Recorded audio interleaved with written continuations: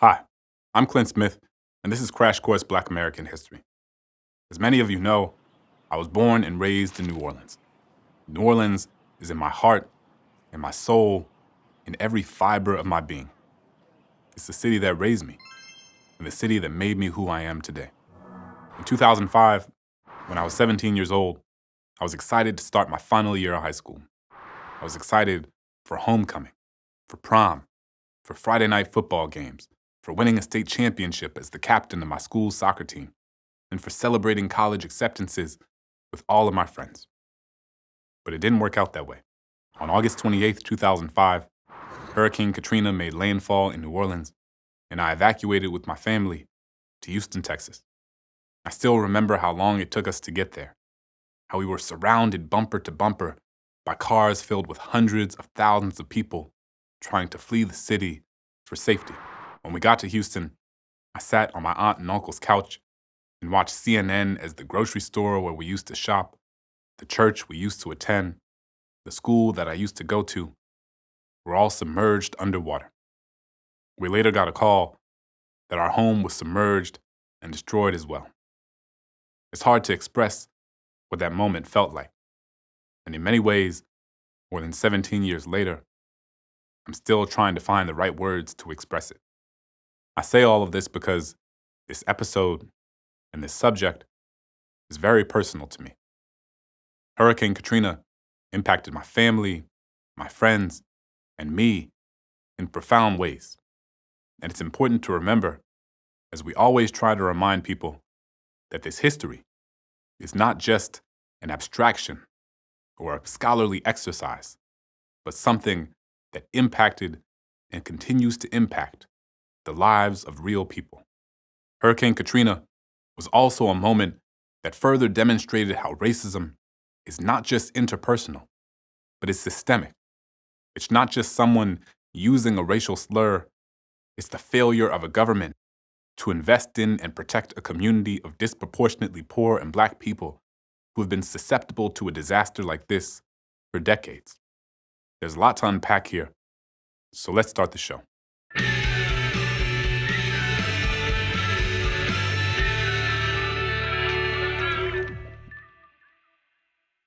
On August 23, 2005, a tropical depression formed over the Bahamas, and before long, it transformed into a hurricane named Katrina, with a growing strength and ferocity that began to really worry people. Government leaders across the Gulf states began telling people that they needed to evacuate, and they needed to do it quickly.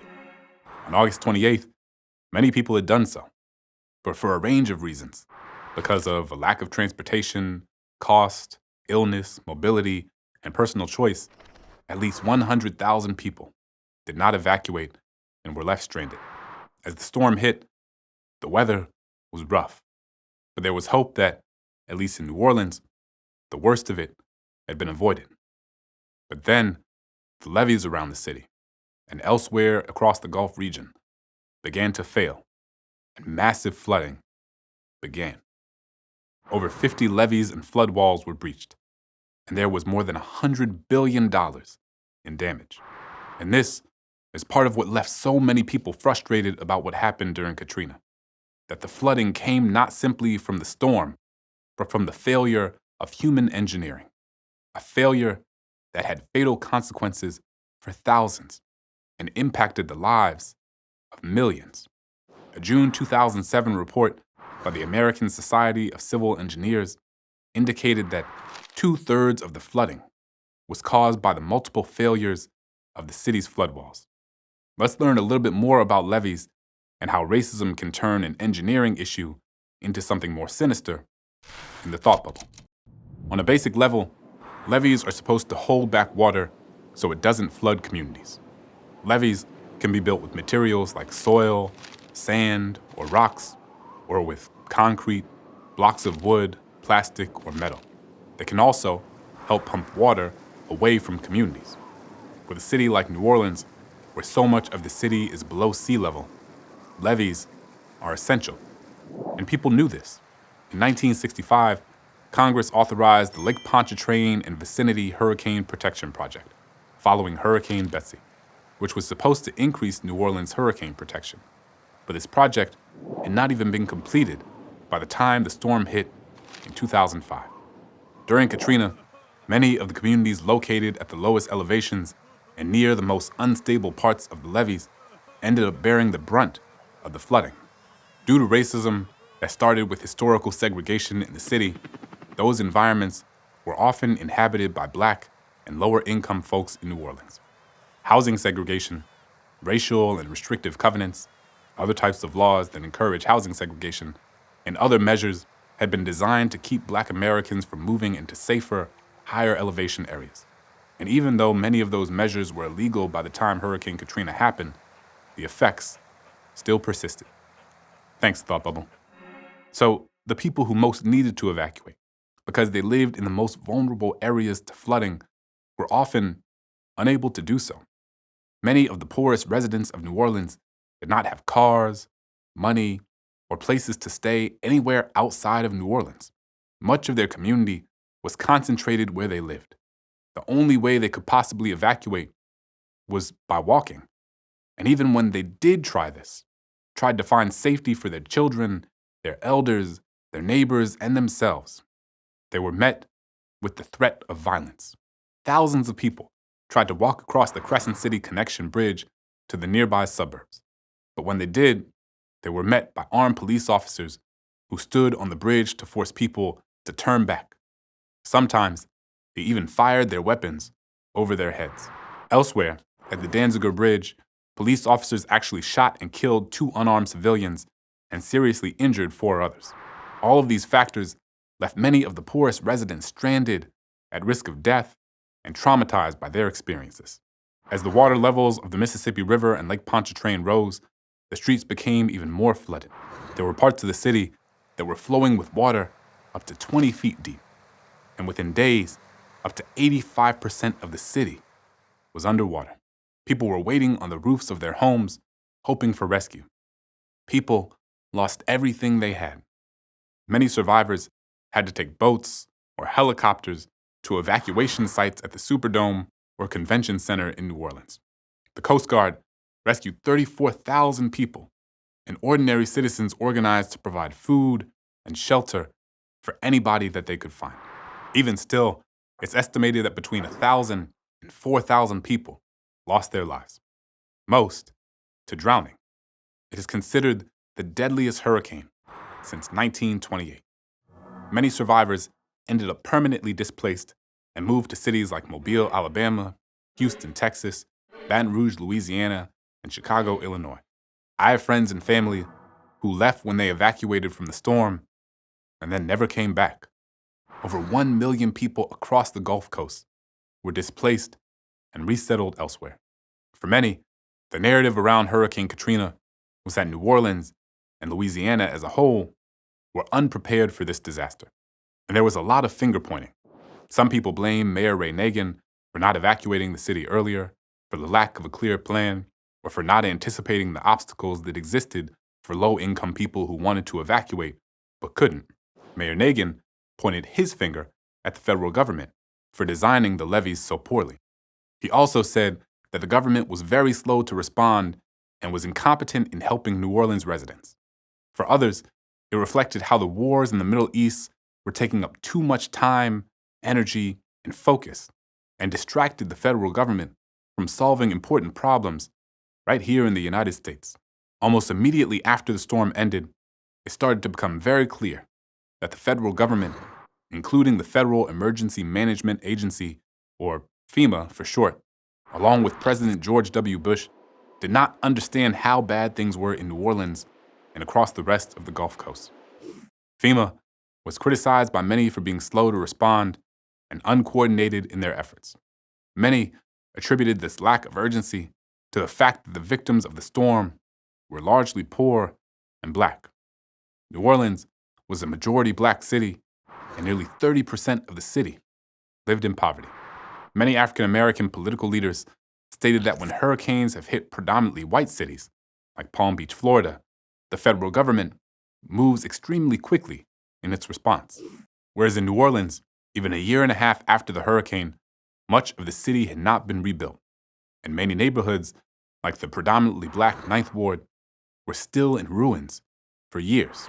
Even when help finding shelter did come, it came in the form of unstable government trailers that were often filled with toxic levels of formaldehyde. Ultimately, the debacle had a range of political consequences. The director of FEMA, Michael D. Brown, was viewed by many as unsuited for his duties, and he was forced to resign. New Orleans Police Department Superintendent was also forced to resign. Louisiana Governor Kathleen Blanco did not run for re-election in 2007, and Mayor Ray Nagin left office in 2010 and was later convicted of bribery, fraud, and money laundering during his tenure as mayor. In November 2009, a federal judge ruled that the Army Corps of Engineers were infrastructurally irresponsible and to blame for most of the flooding during the hurricane. This was the first time that a specific government agency was held liable for Hurricane Katrina flooding, but the judge limited liability to the worst parts of the damage in the lower Ninth Ward in St. Bernard Parish. Thousands of Black Americans were left destitute, displaced, and dead in the wake of this catastrophe. The demographic landscape of the city was forever changed as well. In the years following the storm, many of the Black families who had lived in the city for generations could not afford to move back and rebuild. Oftentimes, the people who came in their place were younger white Americans who had the means that many Black New Orleans families did not.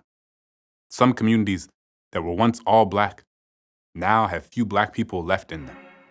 Gentrification is something that almost every urban city experiences. But in New Orleans, the process was supercharged by the devastation brought by Katrina. Over the course of the past 17 years, I've replayed the events of those days following Katrina over and over and over again in my head. I think about the people in the Superdome forced to sleep in a place where they were subjected to violence, hunger, neglect, and fear. I think about the homes that families in New Orleans and across the Gulf Coast lived in for generations, and how those homes were completely destroyed, along with generations of memories inside of them. I think about the Black people wading through water filled with sewage and death in order to search for food and shelter and help. And I think, most of all, about how it is almost impossible for me to imagine that the response to Katrina would have been the same if the people in the Superdome or on top of their roofs or wading through sewage water were affluent and white rather than poor and Black.